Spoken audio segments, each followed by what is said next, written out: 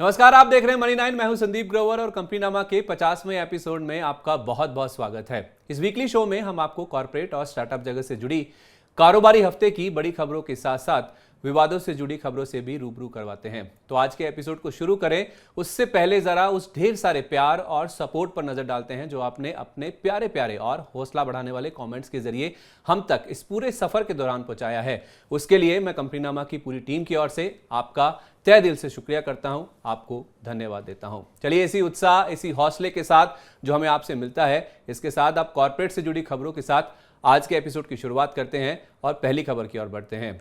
वित्त मंत्रालय के मुताबिक स्ट्रेटेजिक बिक्री के बाद भी आईडीबीआई बैंक एक निजी बैंक के रूप में काम करता रहेगा। निजीकरण के बाद बैंक में सरकार की 15% हिस्सेदारी बचेगी, जिसे पब्लिक शेयर होल्डिंग माना जाएगा। Department of investment and public asset management यानी डीपम ने स्पष्ट किया था कि संभावित खरीदार को मिनिमम पब्लिक शेयर होल्डिंग के नियमों का पालन करने के लिए समय दिया जाएगा और जरूरत पड़ी तो बोली जीतने वाले नए प्रमोटर पर इस बैंक की सब्सिडरी कंपनियों की कॉर्पोरेट रीस्ट्रक्चरिंग से जुड़ा कोई प्रतिबंध नहीं होगा। आपको बता दें कि आईडीबीआई बैंक के लिए एक्सप्रेशन ऑफ इंटरेस्ट यानी ईओआई जमा करने की डेडलाइन 16 दिसंबर तय की गई है। 29 नवंबर को खबर आने के बाद आईडीबीआई बैंक का शेयर करीब 2.5% की मजबूती के साथ बंद हुआ था।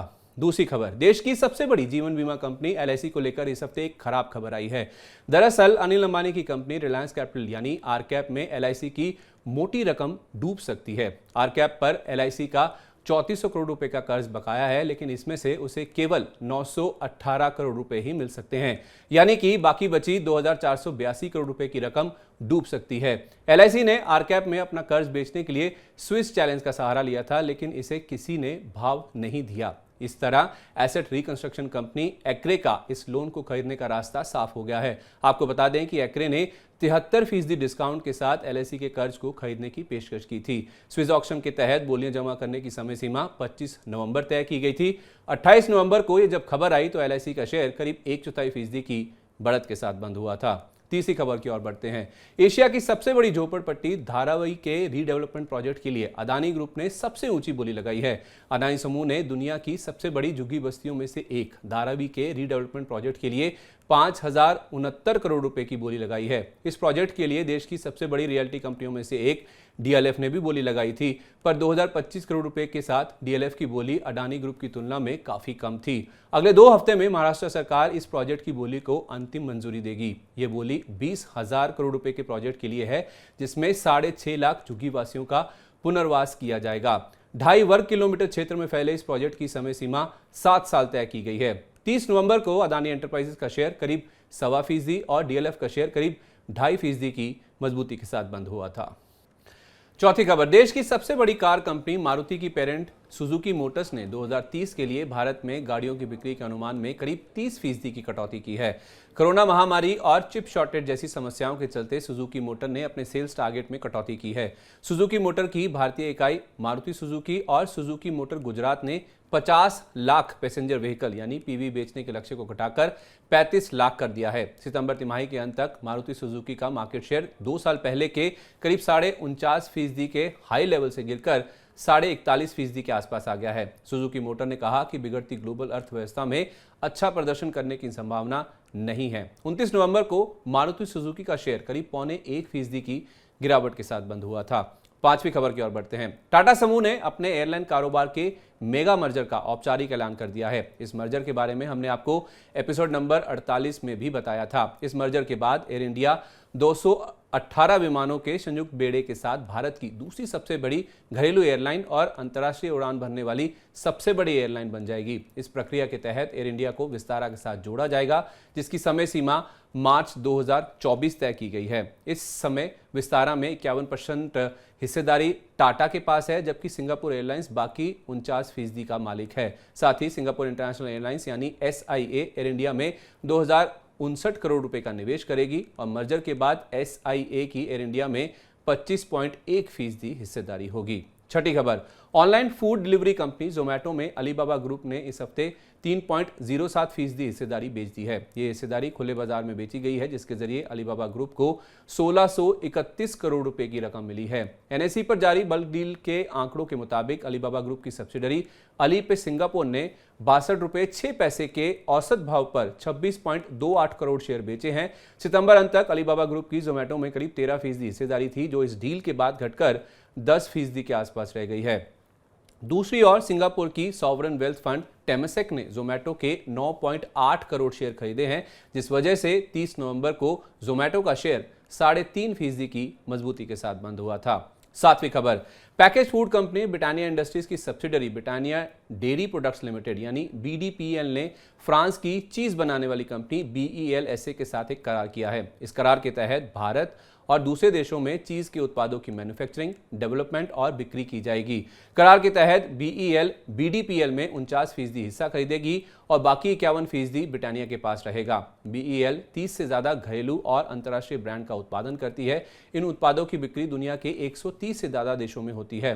29 नवंबर को ब्रिटानिया का शेयर करीब 1.5% की मजबूती के साथ बंद हुआ था। अगली खबर, बंधन फाइनेंशियल होल्डिंग्स यानी बीएफएचएल को आईडीएफसी लिमिटेड के एसेट मैनेजमेंट कारोबार के टेकओवर के लिए मार्केट रेगुलेटर सेबी से मंजूरी मिल गई है। इस साल अप्रैल में बीएफएचएल के नेतृत्व में 4,500 करोड़ रुपए में आईडीएफसी एएमसी का अधिग्रहण किया गया था। बीएफएचएल के कंसोर्टियम में सिंगापुर की जीआईसी और क्रिस कैपिटल शामिल हैं। आईडीएफसी एएमसी में बीएचएफएल की करीब 60% हिस्सेदारी होगी, जबकि दोनों बाकी पार्टनर्स जीआईसी और क्रिस कैपिटल की 20-20% हिस्सेदारी होगी। इस अधिग्रहण के लिए आरबीआई ने 1 महीने पहले और सीसीआई ने अगस्त में ही मंजूरी दे दी थी। 30 नवंबर को खबर आने के बाद बंधन बैंक का शेयर करीब 2% और आईडीएफसी लिमिटेड का शेयर करीब 1.5% की मजबूती के साथ बंद हुआ था।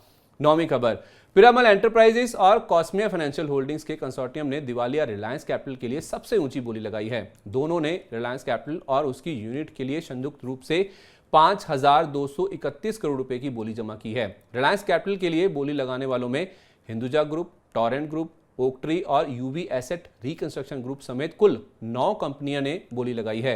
Reliance life and general insurance में हिस्सेदारी के लिए कोई व्यक्तिगत बोलियां नहीं थी और वह होल्डिंग कंपनी के स्तर पर ही थी, जबकि Reliance Nippon life insurance company यानी आरएनएलआईसी को आरकैप की 51% हिस्सेदारी के लिए कोई भी प्रस्ताव नहीं मिला है। आरएनएलआईसी का 49% हिस्सा जापान की निप्पॉन लाइफ इंश्योरेंस के पास है। हालांकि रिपोर्ट्स के मुताबिक रिलायंस कैपिटल के सीओसी यानी कमिटी ऑफ क्रेडिटर्स ने सभी बोलियों को खारिज कर दिया है और लिक्विडेशन का फैसला लिया है। 30 नवंबर को पिरामल एंटरप्राइजेस का शेयर करीब 0.5% की मजबूती के साथ बंद हुआ था। तो ये थी इस हफ्ते की कॉर्पोरेट जगत से जुड़ी बड़ी सुर्खियां, लेकिन अब रुक करते हैं कॉर्पोरेट जगत की ऐसी खबरों का जिनमें कोई ना कोई विवाद जुड़ा हुआ है।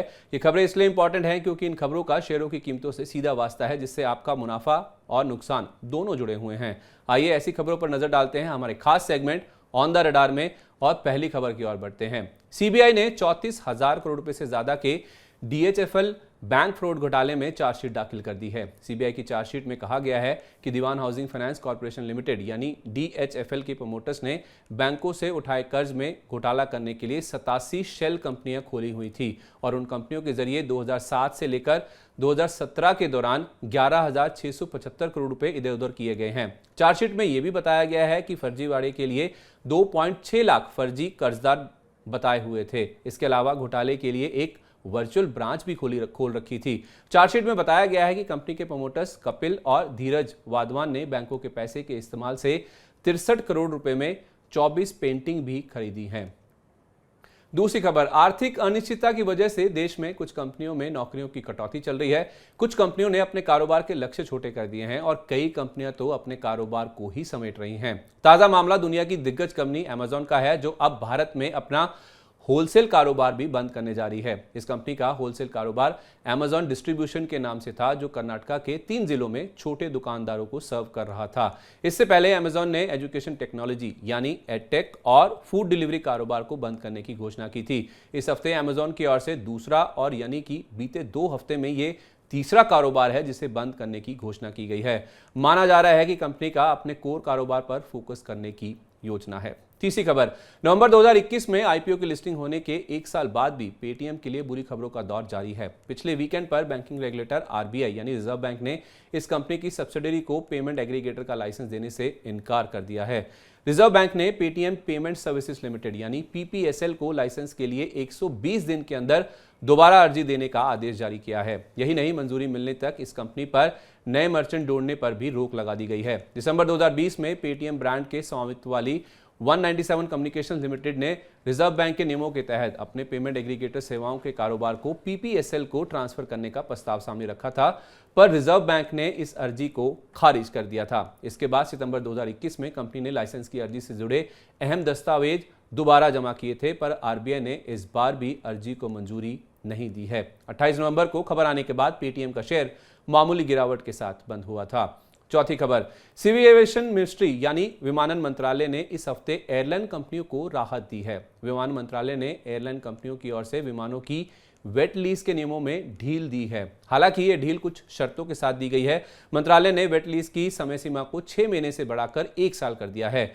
माना जा रहा है कि इस फैसले से इंडिगो को बड़ी राहत मिलेगी, क्योंकि कंपनी अब टर्किश एयरलाइंस के साथ 1 साल के लिए बोइंग 777 विमान से जुड़ी वेट लीज कर पाएगी। इससे पहले डीजीसीए ने कंपनी की 2 साल की वेट लीज की अर्जी को खारिज कर दिया था। वेट लीज में विमान की लीज के साथ साथ कैबिन क्रू भी शामिल होता है। 28 नवंबर को इंडिगो का शेयर करीब 0.25% की मजबूती के साथ बंद हुआ था। पांचवी खबर, दिवालिया प्रक्रिया से गुजर रही कंपनी लैंको इंफ्रा के अमरकंटक पावर प्लांट की नीलामी में रिलायंस इंडस्ट्रीज और अदानी समूह ने बोली ना लगाने का फैसला लिया है। अमरकंटक पावर प्लांट की नीलामी से जुड़ा तीसरा राउंड 25 नवंबर को होने वाला था, जिसकी जानकारी हमने आपको पिछले एपिसोड में भी दी थी, पर इस नीलामी की समय सीमा को बढ़ाकर 30 नवंबर कर दिया गया था। बुधवार यानी 30 नवंबर को जब संपत्तियों की नीलामी हुई तो आरआईएल और अडानी पावर ने बिक्री की प्रक्रिया में उल्लंघन का हवाला देते हुए खुद को इस बोली से अलग कर लिया। आपको बता दें कि लैंको अमरकंटक पावर की बिक्री में पहली बार ऐसा होने जा रहा था जब देश के 2 सबसे बड़े समूह आमने सामने होते। लैंको अमरकंटक पावर की संपत्तियां खरीदने के लिए रिलायंस और अदानी के अलावा सिर्फ एक आवेदन और आया था, जो पीएफसी और आरईसी के कंसोर्शियम की तरफ से था। 1 दिसंबर को आरआईएल का शेयर करीब 1/4% और अदानी पावर का शेयर आधा फीसदी की गिरावट के साथ बंद हुआ था। छठी खबर, अदानी अंबानी के लैंको अमरकंटक पावर प्लांट की नीलामी से दूर रहने के फैसले से दोनों समूह एक दूसरे से भिड़ते रह गए, पर अडानी समूह के गौतम अडानी ने पेट्रोकेमिकल क्षेत्र में कदम रखने का ऐलान किया है। इस तरह अडानी अंबानी फिर एक दूसरे के आमने सामने नजर आएंगे। गौतम अडानी के मुताबिक अडानी समूह अगले कुछ सालों में गुजरात के पेट्रोकेमिकल कॉम्प्लेक्स में $4 अरब से ज्यादा का निवेश करेगा। अडानी समूह के अलावा द चैटर्जी ग्रुप यानी टीसीजी भी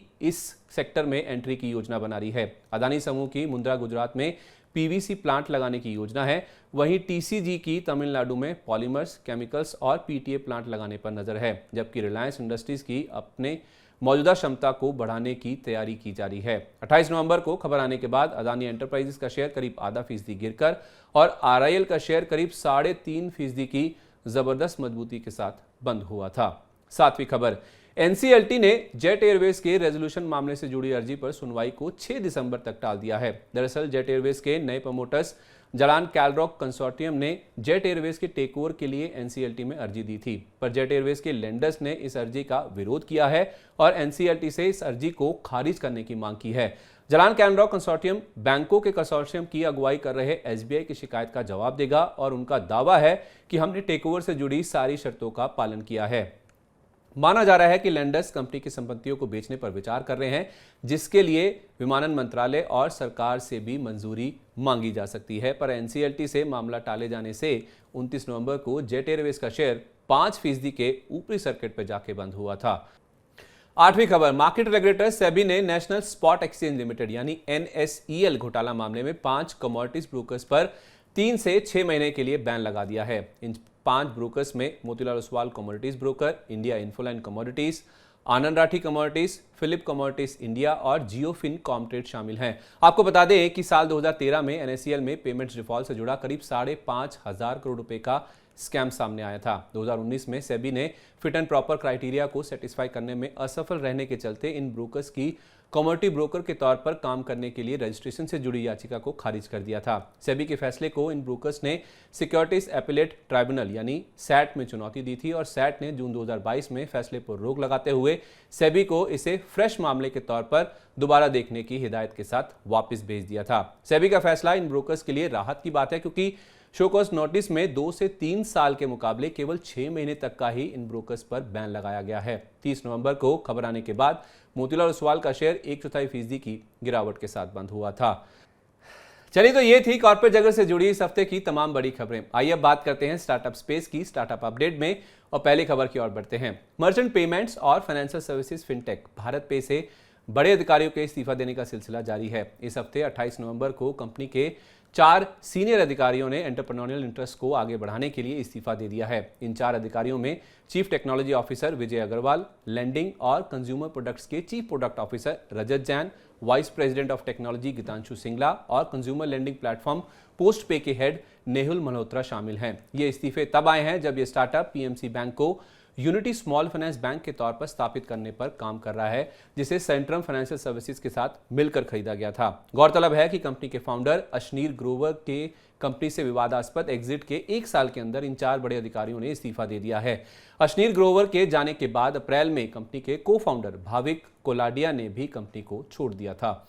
दूसरी खबर, गुरुग्राम के B2B स्पेशलिटी केमिकल क्षेत्र में ऑपरेट करने वाले स्टार्टअप कोवलेंट ने सीड फंडिंग राउंड के जरिए $43 लाख की रकम जुटाई है। इस फंडिंग राउंड का नेतृत्व नेक्सस वेंचर पार्टनर्स ने किया। 2022 में IIT खड़गपुर के एलुमनाई संदीप सिंह और आरुष धवन की ओर से स्थापित ये startup pigments, resins, additives, binders and polymers जैसे स्पेशलिटी केमिकल्स के लिए टेक इनेबल्ड मार्केटप्लेस के तौर पर ऑपरेट करता है। ताजा फंडिंग राउंड से मिली रकम का इस्तेमाल टेक्नोलॉजी इंफ्रास्ट्रक्चर को मजबूत करने के साथ साथ इंटरनेशनल बिजनेस डेवलपमेंट, टेक्नोलॉजी और प्रोडक्ट डेवलपमेंट वर्टिकल्स के लिए नई भर्तियां करने पर किया जाएगा। तीसरी खबर, रॉनी स्क्रूवाला की ओर से समर्थित अपग्रेड की बैकिंग वाली एडटेक फर्म हड़प्पा ने अमेरिकी मार्केट में अपनी सेवाएं लॉन्च की हैं। हड़प्पा की अगले 3 साल में लर्निंग, एप्लीकेशन, एक्सपीरियंस और कोचिंग पर अपने प्रोग्राम्स के जरिए 55,000 मैनेजर्स को अपस्किल करने की योजना है। दरअसल हड़प्पा के फाउंडर्स के मुताबिक 82% अमेरिकी लोग खराब मैनेजर की वजह से नौकरी छोड़ सकते हैं। वहीं 44% मैनेजर्स को खुद ऐसा लगता है कि वो अपनी जॉब के लिए तैयार नहीं है। भारत में $5 अरब के मुकाबले अमेरिका में कॉर्पोरेट लर्निंग मार्केट का आकार $150 अरब के आसपास आंका जा रहा है। चौथी खबर, न्यूज एग्रीगेटर डेली हंट को ऑपरेट करने वाली कंपनी वर्स इनोवेशन ने अपनी 5% वर्कफोर्स या करीब 150 कर्मचारियों को नौकरी से निकाल दिया है। फिलहाल कंपनी के कुल 3,000 कर्मचारी हैं। इस कदम के लिए कंपनी ने आर्थिक स्थितियों में बदलाव को वजह बताया है। यही नहीं, डेली हंट ने 10 लाख से ज्यादा सालाना आय वाले कर्मचारियों की सैलरी को 11% घटाने के फैसले को भी लागू कर दिया है। ध्यान देने वाली बात यह है कि कंज्यूमर इंटरेस्ट सेगमेंट में सबसे बड़े फंडिंग राउंड में से एक पूरा करने के करीब 7 महीने बाद ही इस कंपनी ने छटनी और सैलरी घटाने की घोषणा की है। पांचवी खबर, इंडस्ट्रियल और कंज्यूमर प्रोडक्ट्स की कॉन्ट्रैक्ट मैन्युफैक्चरिंग से जुड़ी स्टार्टअप जेटवर्क मैन्युफैक्चरिंग ने यूएस के यूनिमैक्स की मेजॉरिटी हिस्सेदारी खरीद ली है। बाकी बची हिस्सेदारी इसी वित्तीय वर्ष में खरीद ली जाएगी, जिससे यूनिमैक्स में जेटवर्क की 100% हिस्सेदारी हो जाएगी। दोनों कंपनियों में सौदा $3.9 करोड़ में हुआ है। बीते 6 महीने में ये जेटवर्क की ओर से चौथा पर विदेश में पहला अधिग्रहण है। पिछले 6 महीने में इस स्टार्टअप ने एरोस्पेस एंड डिफेंस, तेल गैस और रेलवे सेगमेंट में 3 घरेलू मैन्युफैक्चरिंग कंपनियों को खरीदा है। छठी खबर, फिनटेक स्पेस में कंसोलिडेशन का दौर जारी है। दरअसल fintech unicorn Cred lending as a service firm Credit Vidya की 100% हिस्सेदारी खरीदने जा रही है। यह अधिग्रहण इक्विटी और कैश के मिश्रण के जरिए होगा, पर दोनों कंपनियों ने इस अधिग्रहण की रकम का खुलासा नहीं किया है। इस अधिग्रहण से क्रेड को अपना ग्राहक बेस बढ़ाने में मदद मिलेगी, क्योंकि क्रेडिट विद्या ऐसे ग्राहकों को केटर करती है जिनके पास क्रेडिट स्कोर नहीं होता है। आपको बता दें कि पिछले साल दिसंबर में क्रेड ने एक्सपेंस मैनेजमेंट स्टार्टअप हैपे और अक्टूबर में लिकर डिलीवरी स्टार्टअप हिप बार को खरीदा था। अगली खबर, सॉफ्टवेयर एज अ सर्विस यानी सास फर्म प्रिज्म फोर्स ने सीरीज ए फंडिंग राउंड में $1.36 करोड़ की रकम जुटाई है। इस फंडिंग राउंड का नेतृत्व सिकोया कैपिटल इंडिया ने किया। इस रकम का इस्तेमाल प्रोडक्ट संख्या को बढ़ाने, मार्केटिंग को मजबूत करने और कर्मचारियों की संख्या को बढ़ाने पर होगा। मुंबई का यह स्टार्टअप आईटी कंपनियों को सप्लाई चेन बनाने और प्रोजेक्ट्स डिलीवर करने में मदद करता है। 1 साल पहले प्रिज्म फोर्स ने सीड फंडिंग राउंड में $18 लाख जुटाए थे और ताजा फंडिंग राउंड के बाद कुल $1.54 करोड़ का निवेश हासिल कर चुका है। आठवीं खबर, महामारी के दौरान सस्ती फंडिंग के दौर के बाद स्टार्टअप्स में बड़े पैमाने पर छटनी हो रही है। ताजा मामला स्टार्टअप डायरेक्ट हायरिंग प्लेटफॉर्म हायरेक्ट का है। हायरेक्ट ने अपने 40% या करीब 200 कर्मचारियों को नौकरी से निकाल दिया है। कंपनी ने ऑर्गेनाइजेशन रिस्ट्रक्चरिंग और बिजनेस मॉडल में स्ट्रेटेजिक चेंज का हवाला देते हुए उन लोगों की छटनी की है। गौरतलब है कि इस एचआर स्टार्टअप्स ने जनवरी से नवंबर 2022 के दौरान अपने कर्मचारियों की संख्या को लगभग 2 गुना कर दिया था। स्टार्टअप के कई कर्मचारियों को अभी भी बकाया रकम और रिलीविंग लेटर नहीं मिले हैं और इस स्टार्टअप ने अपने कर्मचारियों को कोई सेवरेंस पैकेजेस या जॉब सर्च असिस्टेंस भी नहीं दिया है। नौवीं खबर, टेक्नोलॉजी आधारित पेट केयर क्लिनिक्स की चेन चलाने वाली स्टार्टअप वेटिक ने सीड फंडिंग राउंड के जरिए $37 लाख की रकम जुटाई है। ताजा फंडिंग राउंड से मिली रकम का इस्तेमाल टेक्नोलॉजी को और मजबूत करने, मेडिकल इंफ्रास्ट्रक्चर की स्थापना के साथ साथ क्लिनिकल नेटवर्क के दिल्ली, एनसीआर और बेंगलुरु में विस्तार पर होगा। इस फंडिंग राउंड का नेतृत्व एंजल इन्वेस्टर लेची ग्रुप ने किया।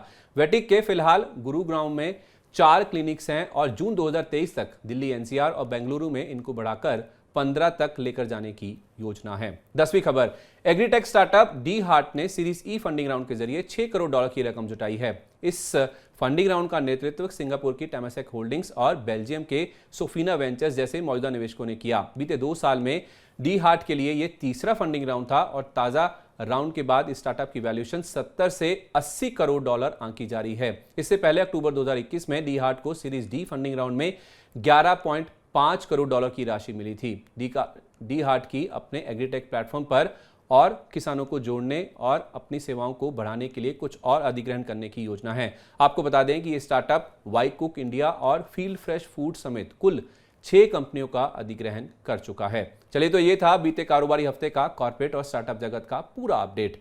उम्मीद है आपको कंपनीनामा का 50वां एपिसोड भी पसंद आया होगा। आपको हमारा आज का ये शो कैसा लगा? नीचे कमेंट बॉक्स में अपना फीडबैक, अपनी राय हमारे साथ जरूर शेयर कीजिएगा, जैसा कि आप हमेशा हमारे साथ करते आए हैं और हमारी हौसला अफजाई करते आए हैं, ताकि हम इस शो को और बेहतर बना सकें। तो अगले हफ्ते आपसे फिर मिलते हैं नई खबरों के साथ। तब तक आप देखते रहिए मनी 9। नमस्कार।